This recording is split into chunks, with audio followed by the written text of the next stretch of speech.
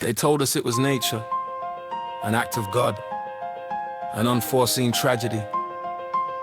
But when you look at the files, when you read the text, it wasn't an accident. It was architecture, a chronicle of failure, a legacy of shame. Let's look at the evidence. Yo.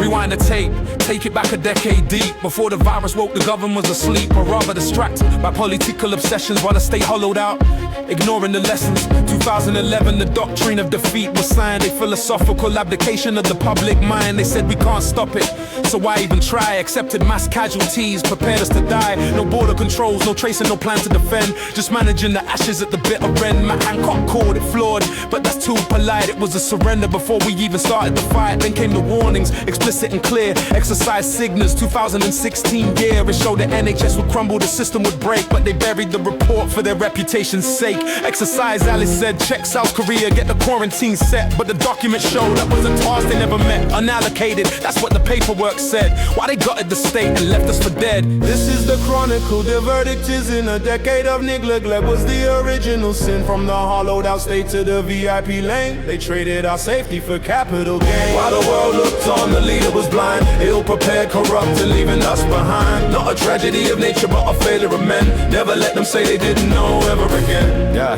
Then the crisis hit, and the sharks smelled the blood, tore up the rulebook, unleashed the flood. Standard procurement now cast to the side for a free-for-all grab where the corruption could hide. 30.7 billion pounds on the table.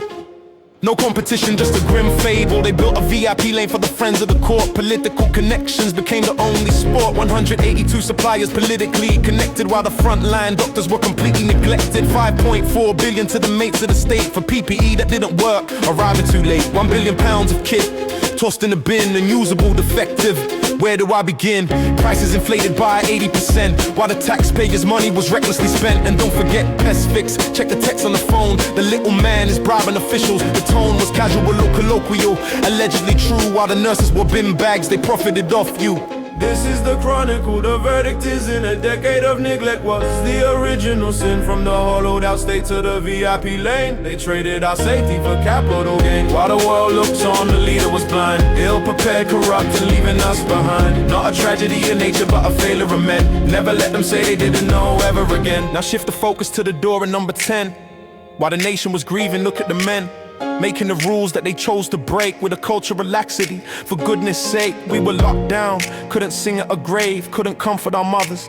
Told to be brave, treated our dead like toxic waste. That's the quote while they brought in the wine and they laughed and they wrote their own exoneration. Partygate shame, 126 fines. Playing the game, Johnson stood in the comments, denied it all flat. Then the WhatsApps leaked, and that was that. He called the inquiry a kangaroo court, attacking the umpire to cut the truth short. Stonewalling FOIs, blocking the light, spending billions in darkness, avoiding the fight. 15 billion in contracts with corruption red flags, while the reputation of Britain is packed up in bags. Baroness Hallett said it plain, fundamentally ill-prepared. But it's worse than that, it's that they never cared. From the doctrine of defeat to the party rhetoric, the corruption wasn't a bug, it was systemic. 14.9 billion written off the books, governed by liars, led by crooks. The Marat movement sees it, the scales are weighed.